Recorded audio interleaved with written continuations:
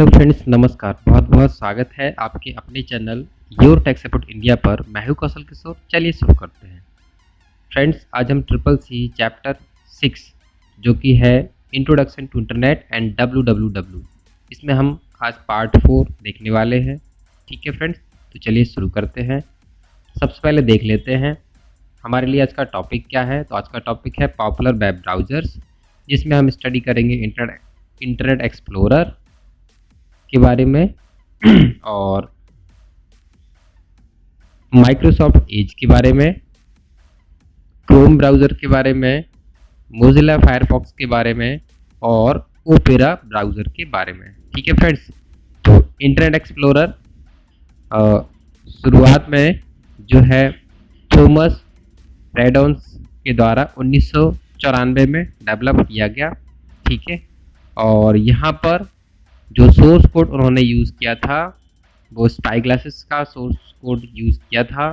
ठीक है, और मोज़िक जो वेब ब्राउज़र्स था अर्लियर, जो कि एक कमर्शियल वेब ब्राउज़र था, ठीक है, उसके समय ये वेब ब्राउज़र डेवलप किया गया और आगे चल कर के ये जो वेब ब्राउज़र्स है ये माइक्रोसॉफ्ट ने अडॉप्ट कर लिया था। ठीक है फ्रेंड्स, और internet explorer Windows operating system में डिफ़ॉल्टली इंस्टॉल आपको मिलता है।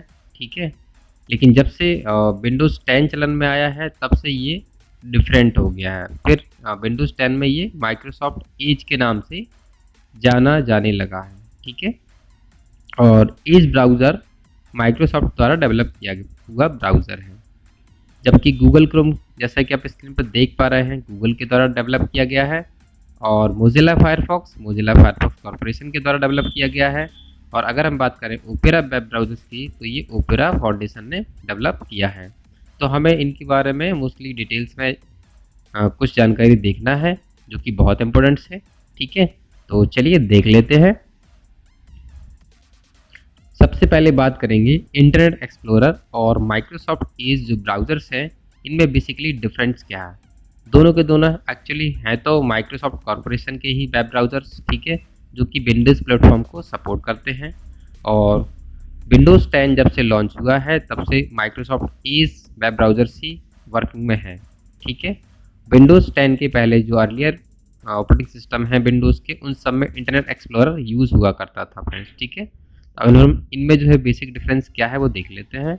जैसे कि सबसे पहले अगर हम बात करें तो माइक्रोसॉफ्ट एज ब्राउज़र बहुत ही पावरफुल बड़ी विशेषताओं के साथ एक छोटा ऐप है, जो कि सुरक्षा की दृष्टि से बहुत बेटर है और इंटरनेट एक्सप्लोरर की तुलना में बहुत फास्ट तरीके से वेब पेजों को रिप्रेजेंट कर सकता है।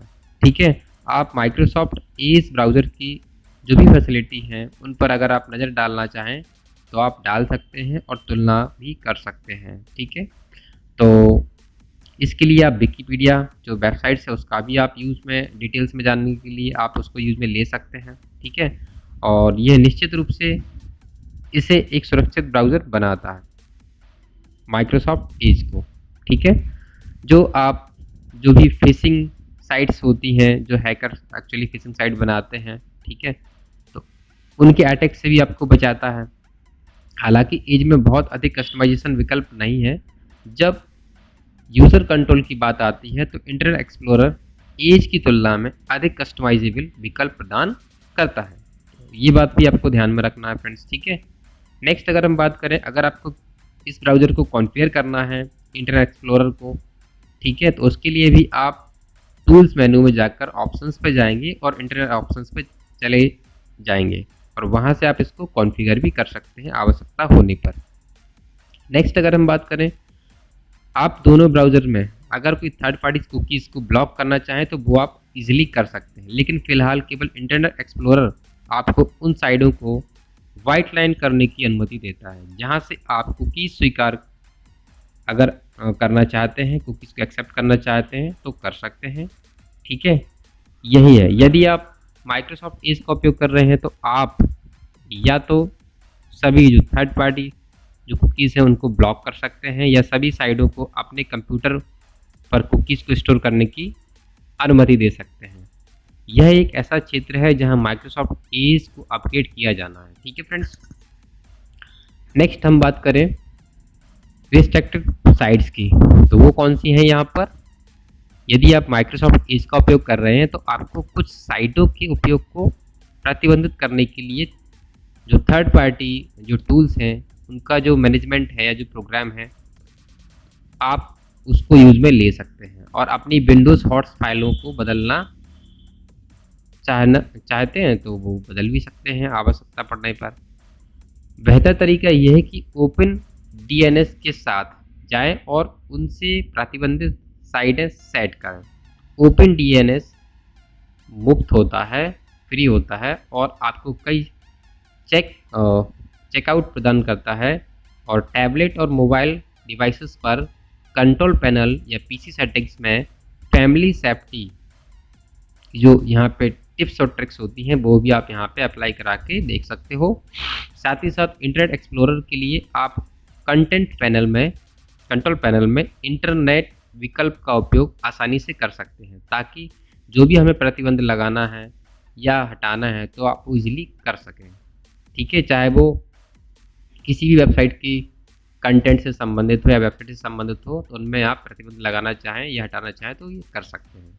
ठीक है, नेक्स्ट अगर हम बात करें रेंडरिंग इंजन्स की, तो इंटरनेट एक्सप्लोरर द्वारा उपयोग किए जाने वाला सबसे पुराना जो रेंडरिंग इंजन था वो था ट्रिडेंट, जिसे कुछ धीमी गति से पेज को लोड करने के लिए माना जाता था। यानी कि जो डाउनलोडिंग की प्रोसेस होती थी पेज को लोड करने की वो काफ़ी स्लो होती थी यहाँ पे।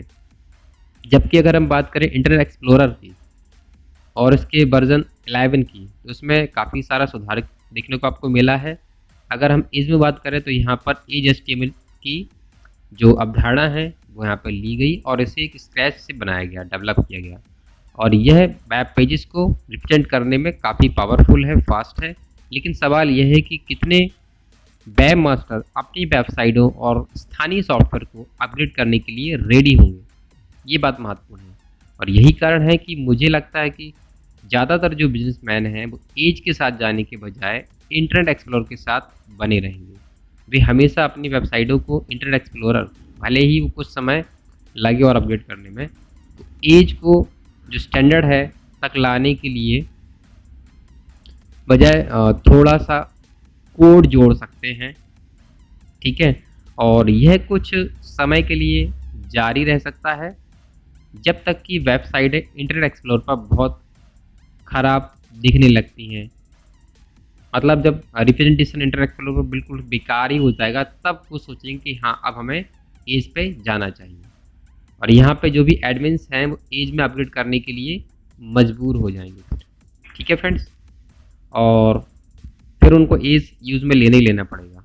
एक और पॉइंट्स यहाँ पे ये होता है कि जो भी वेबसाइट हाउस है जो default browser basically Internet Explorer ही चला रहे हैं, तो उन्हें अपने जो भी संगठन है, जो भी समूह है, उनका ग्रुप है, उनको यूज़ किए जाने वाले जो भी लोकल सॉफ्टवेयर हैं, स्थानीय सॉफ्टवेयर जो हैं, उनके कोड को भी अपडेट करना पड़ेगा, अपग्रेड करना पड़ेगा ताकि वो एज को सपोर्ट कर पाएँ। ठीक है, कोड का पता लगाना और इसे बदलना एक समय लेने वाली प्रक्रिया है और जब आप वेबसाइट कोड की शुरुआत में एक छोटा कोड डालकर समस्याओं को सॉल्व कर सकते हैं। इस प्रकार इंटरनेट एक्सप्लोरर को जो भी ऑर्गेनाइजेशंस हैं उपयोग करना जारी रखना चाहें तो रख सकते हैं अपने आप को अपनी कंपनी के सॉफ्टवेयर को अपग्रेड करने के पश्चात। ठीक है, एक और मुद्दा यह भी है कि एज अभी भी एक छोटा मोटा सॉफ्टवेयर मानते हैं जो बहुत सारे डेवलपर हैं। ठीक है, इसलिए यहाँ पर ऐसा कह सकते हैं कि एज अभी भी बच्चा है, जो डेवलपर हैं वो उसको बच्चा मानते हैं, लेकिन हालांकि ऐसा नहीं है। आम लोग इतनी परख नहीं कर पाएंगे कि एज में क्या क्या कमियां हैं, वो केवल डेवलपर ही पता कर सकता है। ठीक है, यह अंदरूनी सूत्रों के अभाव और प्रतिक्रिया के आधार पर सुधार के तहत है। इसकी पूरी जो पावर है, पूरी शक्ति है, उसको प्राप्त करने में कुछ समय अभी और लगेगा, जबकि इंटरनेट एक्सप्लोरर से एज पर स्विच करने की तुलना में एक बहुत बेहतर और सुरक्षित है। तो हमें जो है आगे चलकर एज को ही एडप्ट करना पड़ेगा। ठीक है, यहाँ तक कि कुछ जो व्यावसायिक उपयोग के लिए यह इंटरनेट एक्सप्लोरर से बेहतर है, लेकिन उपरोक्त कारकों के कारण इंटरनेट एक्सप्लोरर अपनी पुरानी वेबसाइटों और स्थानीय सॉफ्टवेयर के साथ वहां जारी रहेगा। और यदि माइक्रोसॉफ्ट एज के लिए कोड की सुविधा के समान कोई इंजेक्शन प्रदान करता है, तो यह वह नहीं हो सकता जो अंतिम यूजर या उपयोगकर्ता चाहते हैं। यह देरी, लोडिंग आदि में इंटरनेट एक्सप्लोरर के समान हो जाएगा और वे आसान ब्राउज़र चाहते हैं। जितने भी उपयोगकर्ता हैं आसान ब्राउज़र चाहते हैं जो वेबसाइटों को सुचारू रूप से चला सके, और माइक्रोसॉफ्ट एज इंटरनेट एक्सप्लोरर से काफ़ी बेहतर है। यहाँ पे ये पॉइंट गलत मेंशन हो गया है, काफ़ी बेहतर है। ठीक है, नेक्स्ट अगर हम बात करें इंटरनेट एक्सप्लोरर के डेवलपमेंट की कुछ इंपॉर्टेंट पॉइंट्स की, तो ये थॉमस रिडर्न्स के द्वारा डेवलप किया गया और डेवलपर्स यहाँ पे एक्चुअली माइक्रोसॉफ्ट कॉरपोरेशन है, और इस प्रोजेक्ट को जिन्होंने लीड किया था वो थे थॉमस रिडर्न, तो उन्हीं का नाम डेवलप में आता है एक्चुअली। इनिशियल रिलीज डेट इसकी अगस्त 2016, सॉरी माफ़ कीजिए 16 अगस्त 1995, और लगभग अगर हम बात करें तो 24 साल पहले का डेटा है ना, ये डेवलप हो चुका था। स्टेबल रिलीज जो है इसका 10.0.6 है, जो कि 24 जून 2013, ठीक है, ऑलमोस्ट 6 ईयर है वो। और अगर हम प्रीव्यू रिलीज की बात करें तो development status still maintain, operating system Windows को सपोर्ट करता है, इंक्लूड विद विंडोज़ 95, यानी कि 95 की शुरुआत में ही आ चुका था। ठीक है, और जैसा कि टॉप में भी मेंशन है 16 अगस्त 1995, OS R1 and later, Windows 9 Windows NT 4 and later, और Mac OS 8.1, Mac OS X 10.2, Xbox 360, Xbox One। इसके हम इंजन्स की बात करें तो ट्रिडेंट इंजन और चेकरा इंजन्स का यहाँ पे आप इस्तेमाल किया गया है। अगर हम बात करें प्लेटफॉर्म की तो IA32, X64, ARM V7, AI64 platform को सपोर्ट करता है। अगर हम बात करें स्टैंडर्ड की तो HTML5 standard, CSS3, WOFF, SVG, RSS, ATOM, JPEG XR को सपोर्ट करता है, और अवेलेबल जो है वो 95 लैंग्वेज में ये अवेलेबल है इंटरनेट एक्सप्लोरर। और अगर हम बात करें यहाँ पर टाइप की तो एक वेब ब्राउज़र्स है जो कि फीड रीडर है। लाइसेंस एग्रीमेंट की अगर हम बात करें तो प्रोप्राइटरी है, और सपोर्टिंग जो वेबसाइट है वो है support.microsoft.com। ठीक है, यहाँ पे जाकर आप इसकी सपोर्ट ले सकते हैं। ठीक है, और ये पूरा एड्रेस अगर आप डालेंगे तो डायरेक्टली यहीं पे लिंक पहुँच जाएंगे। अगर हम बात करें वर्जन्स की तो अभी तक देखिए सबसे जो लेटेस्ट वर्जन है वो 11 है, इंटरनेट एक्सप्लोरर 11। ठीक है, उसके बाद फिर विंडोज़ 10 आते ही माइक्रोसॉफ्ट एज में ही कन्वर्ट हो गया। पहला इंटरनेट एक्सप्लोरर 1, फिर 2, 3, 4, 5, 6, 7, 8, 9, 10, 11। ठीक है, अब हम बात कर लेते हैं एज ब्राउज़र की। तो एज ब्राउज़र इनिशियल रिलीज हुआ था 29 जुलाई 2015 को, और ये Windows and Mac OS, Xbox One, Android, iOS तीनों प्लेटफॉर्म को सपोर्ट करता है, यानी तीनों के लिए बना हुआ है। आप वर्जन भी देख सकते हैं विंडोज़ के लिए, ठीक है, मैक OS के लिए, Xbox One के लिए, एंड्रॉयड के लिए, iOS के लिए, उनकी मेंशन है। ठीक है, और डेव चैनल्स 84.0, 508.0, बीटा चैनल्स 83.0.478.33। अगर हम इसके इंजन की बात करें तो विंडोज़ इंजन यहाँ पे HTML 2014 से लेकर 2019 तक जो है इन सबको सपोर्ट करता है, और V-Link यहाँ पे यूज़ हुआ है 2019 में, और iOS वेबकिट यहाँ पे यूज़ हुई है, एंड्रॉयड में ब्लिंक यूज़ हुई है, मैक OS ब्लिंक यूज़ हुई है। अगर हम बात करें ऑपरेटिंग सिस्टम सपोर्ट की तो iOS, Android, Xbox One, system software Windows 7, Windows 8, Windows 10, Mac OS को सपोर्ट करता है। और इंक्लूडेड विथ किस किस के साथ में इंक्लूड है, Windows 10, Windows 10 mobile, Xbox one system software. और अगर हम बात करें इसके लाइसेंस एग्रीमेंट की तो प्रोप्राइटरी सॉफ्टवेयर राइट्स के तहत ये लाइसेंस है। और अगर हम वेबसाइट्स की बात करें तो microsoft.com इसकी रजिस्टर्ड वेबसाइट है। ठीक है, तो ये था कुछ बेसिक डिफरेंस इंटरनेट एक्सप्लोरर और माइक्रोसॉफ्ट एज वेब ब्राउजर्स में। ठीक है, ओवरऑल क्या है कि Microsoft Edge compare to Internet Explorer काफ़ी बेटर है और काफ़ी स्मूथ है। ठीक है, लेकिन आपको ध्यान ये देना है कि ये विंडोज़ 10 में ही काम करता है। और अगर विंडोज़ 10 अगर आपके पीसी में है तो सही से वर्क करने के लिए कम से कम 4 GB रैम अवेलेबल होना चाहिए। ठीक है, मतलब कॉन्फ़िगरेशन हायर होना चाहिए, तब आप इसको वास्तव में सही से यूज़ में ले पाएंगे। चलिए अब नेक्स्ट देख लेते हैं। नेक्स्ट है क्रोम वेब ब्राउज़र, जो कि काफ़ी सिक्योर वेब ब्राउज़र्स है और ये गूगल कॉरपोरेशन का प्रोडक्ट है फ्रेंड्स। ठीक है, तो क्रोम गूगल द्वारा डेवलप किया गया एक क्रॉस प्लेटफॉर्म वेब ब्राउज़र है। क्रॉस प्लेटफॉर्म का मतलब है किसी भी ऑपरेटिंग सिस्टम को सपोर्ट कर सकता है, सीधी बात। और यह पहली बार 2008 में माइक्रोसॉफ्ट विंडोज़ के लिए जारी किया गया था और बाद में इसे लिनक्स, मैक ओएस, आईओएस और एंड्रॉयड में पोर्ट किया गया। ब्राउज़र क्रोम ओएस का मुख्य घटक भी है, जहां एक वेब एप्लीकेशन के लिए प्लेटफॉर्म के रूप में कार्य करता है। क्रोम का अधिकांश जो सोर्स कोड है गूगल के ओपन सोर्स क्रोमियम प्रोजेक्ट से आता है। ठीक है, क्रोमियम भी एक अपने आप में बड़ा वेब ब्राउज़र्स है। ठीक है, तो उसके फीचर्स उसके प्लेटफॉर्म से ये डेवलप किया हुआ है, उसके टूल्स यहाँ पे यूज हुए हैं। लेकिन क्रोम को जो स्वामित्व है फ्रीवेयर के रूप में लाइसेंस प्राप्त है। वेबकिट मूल रेंडरिंग इंजन था, लेकिन गूगल ने अंततः एक ब्लिंक इंजन बनाने के लिए इसे छोड़ दिया और बाद में iOS को छोड़कर सभी क्रोम जो भी वर्जन है क्रोम के अब ब्लिंक का उपयोग करते हैं। अप्रैल 2020 तक स्टेट काउंटर का अनुमान है कि पारंपरिक पीसी पर क्रोम का 60% दुनिया भर में ब्राउज़र शेयर 72% के बाद और सभी प्लेटफॉर्म पर 64% है। इस सफलता के कारण गूगल ने क्रोम ब्रांड नेम को अन्य उत्पादों जैसे कि Chrome OS, Chromecast, Chromebook, Chromebit, Chromebox और क्रोम बेस में एक्सटेंड किया।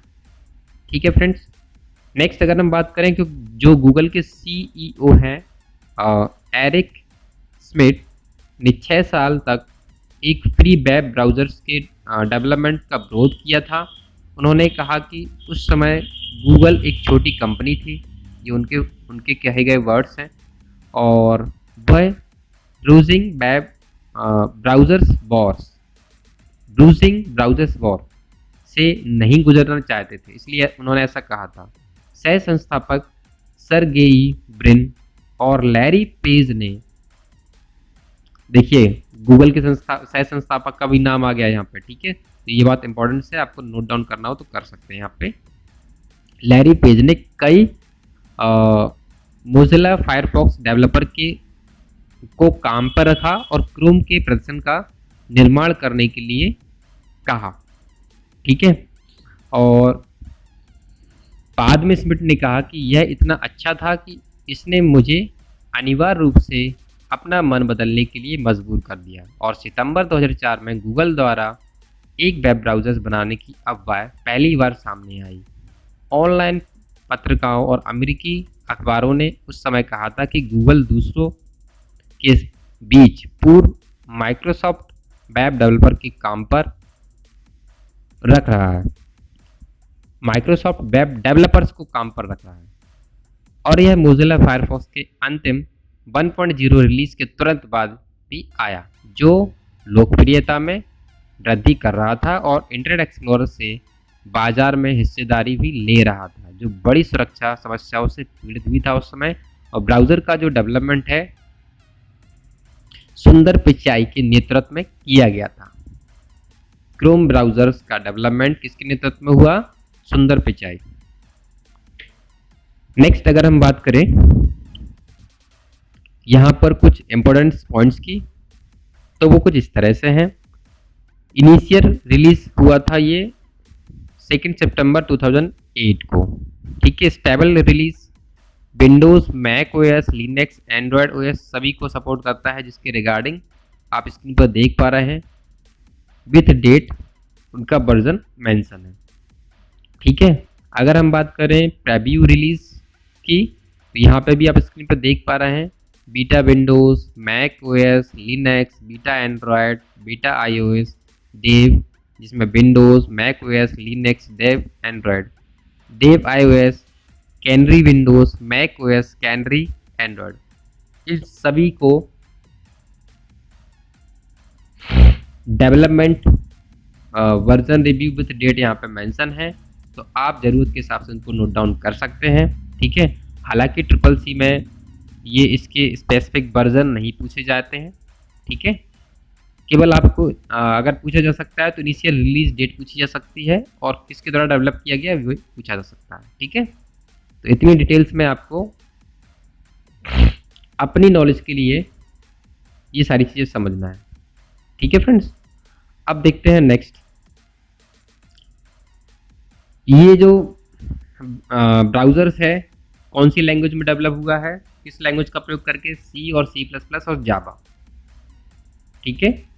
और जावास्क्रिप्ट का भी प्रयोग हुआ है और कुछ हद तक पाइथन का भी यहाँ पे प्रयोग हुआ है। इंजन्स की अगर हम बात करें तो ब्लिंक, वेबकिट्स जो कि iOS में होता है उसका यहाँ पे प्रयोग हुआ है। और ऑपरेटिंग सिस्टम की अगर हम बात करें एंड्रॉयड, किटकैट और उसके बाद में जितने भी आए हैं ऑपरेटिंग सिस्टम, ये सबको सपोर्ट करता है। और बेसिकली प्लेटफॉर्म की बात करें तो IA32, X64, X86, ARMv7, ARMv8A, ठीक है, इन सबको सपोर्ट करता है। और इंक्लूडेड विथ किस किस के साथ में इंक्लूड है, एंड्रॉयड, जेली बीन्स और बाद में जितने भी वर्जन आए हैं सबके साथ क्रोम अवेलेबल है, इंक्लूड है। अवेलेबल इन 47 लैंग्वेज, जो क्रोम है वो 47 लैंग्वेज में है उपलब्ध। और अगर हम बात करें इसके टाइप की, तो ये एक वेब ब्राउज़र है और एक मोबाइल ब्राउज़र भी है, ठीक है। यानी मोबाइल में होगा तो मोबाइल ब्राउज़र कहलाएगा। लाइसेंस की अगर हम बात करें तो प्रोप्राइटरी फ्रीवेयर इसका लाइसेंस एग्रीमेंट होता है based on open source component, क्योंकि फ्रीवेयर है तो ओपन सोर्स है ये। अगर हम वेबसाइट की बात करें तो google.com/chrome इसकी मेन ऑफिशियल वेबसाइट है। चलिए अब नेक्स्ट ब्राउज़र देख लेते हैं जो कि मोजिला फायरफॉक्स है, ठीक है। तो मोजिला फाउंडेशन द्वारा बड़े पैमाने पर इसको डेवलप किया गया और फायरफॉक्स विंडोज़, मैक, लिनक्स पर अवेलेबल है और ये एक ओपन सोर्स वेब ब्राउज़र्स है और ये 2013 में इंटरनेट पर दूसरा सबसे लोकप्रिय वेब ब्राउज़र रहा है। ब्राउज़र्स में कई सारी विशिष्ट विशेषताएं भी हैं जो ब्राउजिंग अनुभव को बढ़ाने के लिए डिज़ाइन की गई हैं। जैसे कि सबसे पहले अगर हम बात करें ओपन सोर्स, तो मार्च 2013 तक वेब पर सबसे अधिक उपयोग किए जाने वाले ब्राउज़र में फायरफॉक्स एकमात्र ओपन सोर्स वेब ब्राउज़र रहा है। फायरफॉक्स की ओपन सोर्स जो नेचर है वो दुनिया भर के डेवलपर्स को ब्राउज़र्स में कोड का योगदान करने और एडॉन्स के साथ फायरफॉक्स की कार्यक्षमता को एक्सटेंड करने में सक्षम बनाती है। और अगर हम अन्य विषय की बात करें तो फायरफॉक्स आक्रामक रूप से वेब प्रौद्योगिकियों को खोलने के लिए भी प्रतिबद्ध है और अक्सर HTML5, CSS वर्जन 3 और अन्य वेब प्रौद्योगिकी द्वारा नई प्रस्तुति यहाँ पे अवेलेबल हैं, प्रस्तुत की गई हैं और उन्नत सुविधाओं का समर्थन करने वाले लोगों में से एक है, ठीक है। जो इसको सपोर्ट करते हैं, समर्थन करते हैं, वो भी यहाँ पे अवेलेबल आपको हो जाएंगे। अगर हम बात करें एडॉन्स और पर्सनल्स की, ठीक है, तो एडॉन से हमारा मतलब जो भी ब्राउजिंग करते समय हमारे सामने एड्स आते हैं, अगर आप उनको ब्लॉक करना चाहते हो, ठीक है, पर्सनली ब्राउज़र को कॉन्फ़िगर करना चाहते हो, तो फायरफॉक्स में आप इजीली कर सकते हैं, ठीक है। तो फायरफॉक्स सबसे आसानी से अनुकूलित ब्राउज़रों में से एक है जो एडॉन्स और व्यक्ति के व्यापक लाइब्रेरी की सुविधा उपलब्ध कराता है। एडवांस कोड के छोटे छोटे स्मॉल पीसेस होते हैं जो फायरफॉक्स की कार्य क्षमता को अलग अलग तरीकों से बढ़ा सकते हैं और विज्ञापन और फ्लैश सामग्री को अवरुद्ध करने में सहायता करते हैं। ठीक है, तो ये होता है एड ऑन से संबंधित। नेक्स्ट अगर हम बात करें टैब मैनेजमेंट, तो फायरफॉक्स में टैब मैनेजमेंट टूल्स भी कई सारे अवेलेबल हैं, जहां पर आप वर्जित ब्राउजिंग क्रांति में फायरफॉक्स सबसे आगे था और यह कई तरीकों से जो लूपिंग है उसमें भी आगे रहा है। ठीक है, टैब समूह एक अंतर्निहित सुविधा होती है यहाँ पर, मतलब ब्राउजर का ही फीचर है, उसके अंदर टैब होता है जो आपके टैब को विभिन्न श्रेणियों में क्लस्टर करने का एक सरल तरीका उपलब्ध कराता है और यह विशेष रूप से उपयोगी है यदि आपके पास बड़ी संख्या में टैब ओपन है, क्योंकि यह टैब बार में अव्यवस्था पर कटौती करने में हेल्प करता है। साथ ही साथ टैब बार अव्यवस्था पर कटौती करने का एक और तरीका ऐप टैब की कार्यक्षमता को रोजगार देना भी है। एक साधारण राइट क्लिक के साथ आप आमतौर पर इस्तेमाल किए गए टैब को सिर्फ फेविकॉन तक कम कर सकते हैं ताकि यह कम जगह का उपयोग करे। यह विशेष रूप से उपयोगी है यदि आप ईमेल या फेसबुक को हमेशा एक टैब में खोलते हैं, क्योंकि आपको उन टैब के लिए पूर्ण वेबसाइट शीर्षक देखने की आवश्यकता नहीं है। अगर हम बात करें सिक्योरिटी की, तो सिक्योरिटी भी यहाँ पर आपको बहुत अच्छी मिल जाती है, फायरफॉक्स में देखने को मिलती है। और जो भी दुर्भावनापूर्ण वेबसाइटें हैं जिनके नुकसान से आपको बचना चाहिए, उनको रोकने के लिए भी इसमें कई सारे टूल्स अवेलेबल होते हैं। विशेष रूप से फायरफॉक्स में एक पॉपअप ब्लॉकर, एक एंटी फिशिंग और एक एंटी मैलवेयर वार्निंग्स जनरेट करने की संबंधित रिगार्डिंग मैसेज भी आते रहते हैं, जो प्रतिदिन 48 बार अपडेट की जा सकती हैं और इससे ज़्यादा भी ज़रूरत पड़ने पर, ताकि आपको जो भी जालसाज वेबसाइटें हैं जो लोगों को फंसाती हैं तरह तरह के विज्ञापन या प्रलोभन देके, उनको आप पॉज करने में, उनको रोकने में सक्षम हो सकें। ठीक है, तरह तरह के जो हैकर्स हैं जो संबंधित वेबसाइट से डेटा को या संबंधित वेबसाइट बना करके उस लिंक पे क्लिक करा के आपके डेटा को कॉपी कर लेते हैं या चोरी कर लेते हैं। ठीक है, सिक्योरिटी ब्रेक करते हैं। तो यहाँ पर सिक्योरिटी फीचर्स बहुत अच्छे हैं जिनसे आपका जो पीसी है ब्राउजिंग के दौरान सिक्योर रह सकता है। ठीक है,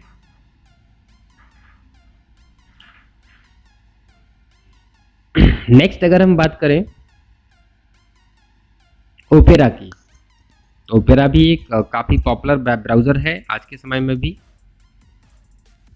जो कि Microsoft Windows, Android, iOS, Mac OS और लिनक्स ऑपरेटिंग सिस्टम के लिए एक फ्रीवेयर वेब ब्राउज़र है। ठीक है, फ्रीवेयर है और यह ओपेरा सॉफ्टवेयर द्वारा डेवलप किया गया है। ओपेरा ब्लिंक लेआउट इंजन का उपयोग करके क्रोमियम बेस्ड ब्राउज़र डेवलप्ड है। मतलब जो फीचर्स क्रोमियम में थे वो फीचर ओपेरा में भी हैं और यह एक अलग यूज़र इंटरफेस और अन्य विशेषताओं के कारण खुद को अलग करता है। 1994 में ओपेरा को एक अनुसंधान परियोजना के रूप में टेलीनॉर में एक कल्पना की गई थी और 1995 में ओपेरा सॉफ्टवेयर द्वारा इसको अडॉप्ट कर लिया गया, खरीद लिया गया और यह सबसे पहले 10 वर्षों के लिए एक वाणिज्यिक सॉफ्टवेयर था और इसका अपना मालिकाना प्रेस्टो लेआउट इंजन भी था। ओपेरा के प्रेस्टो जो वर्जन है उनको कई पुरस्कार भी मिल चुके हैं, लेकिन 2013 में क्रोमियम के आने के बाद प्रेस्टो का जो डेवलपमेंट है वो समाप्त हो गया, क्योंकि वो इसी में इंक्लूड करा दिया गया। ओपेरा मोबाइल, ओपेरा टच और ओपेरा मिनी नामक 3 मोबाइल वर्जन भी अवेलेबल है। ओपेरा GX नामक भी एक गेमिंग ब्राउज़र है जो 11 जून 2019 को लॉन्च किया गया था फ्रेंड्स। ठीक है, अगर हम बात करें इसकी इनिशियल रिलीज डेट की, तो 10 अप्रैल 1995 को ही आया था। स्टेबल रिलीज जो वर्जन है 68.0, 3618.104, जो कि 13 मई 2020 को स्टेबल हुआ है। और अगर हम बात करें प्रीव्यू रिलीज़ की तो देखिए यहाँ पे बीटा 69.03686.2 जो कि 14 मई 2020 को आया है। और डेवलपर की अगर हम बात करें तो यहाँ पर 70.03693.0 जो कि 18 मई 2020 यानी कि अभी प्रीवियसली करंट में ही ये डेवलप हो चुका है नया इसका वर्जन, ठीक है। और अगर हम बात करें ये ब्राउज़र कौन सी लैंग्वेज में डेवलप किया गया तो C++ में इसको डेवलप किया गया। इंजन्स यहाँ पे बिलिंक यूज़ हुआ है, formally Presto V8। Operating system Windows 7 और लेटर कोई भी ऑपरेटिंग सिस्टम हो उन सबको सपोर्ट करता है। मैक ओएस को सपोर्ट करता है, लिनक्स को सपोर्ट करता है, एंड्रॉयड को सपोर्ट करता है, ठीक है। और ये 42 लैंग्वेज में अवेलेबल है। अगर हम टाइप की बात करें तो एक वेब ब्राउज़र है और लाइसेंस का फ्रीवेयर है। ऑफिशियल वेबसाइट है www.opera.com, ठीक है। तो फ्रेंड्स ये थी कुछ जानकारी वेब ब्राउज़र्स के रिगार्डिंग। आशा करता हूँ आज की दी गई जानकारी काफ़ी हेल्पफुल रही होगी, ठीक है। और यदि आपको जानकारी हेल्पफुल रही हो, वीडियो पसंद आया हो तो प्लीज़ इसको लाइक एंड शेयर ज़रूर करें, ठीक है फ्रेंड्स। और साथ ही साथ चैनल को भी सब्सक्राइब करें ऐसी तकनीकी वीडियोस देखने के लिए। और बेल आइकन पे भी क्लिक कर दें ताकि आपको नोटिफिकेशन समय से मिलते रहें, ठीक है फ्रेंड्स। तो मिलते हैं नेक्स्ट वीडियोस में, तब तक के लिए नमस्कार, जय हिंद, जय भीम, वंदे मातरम।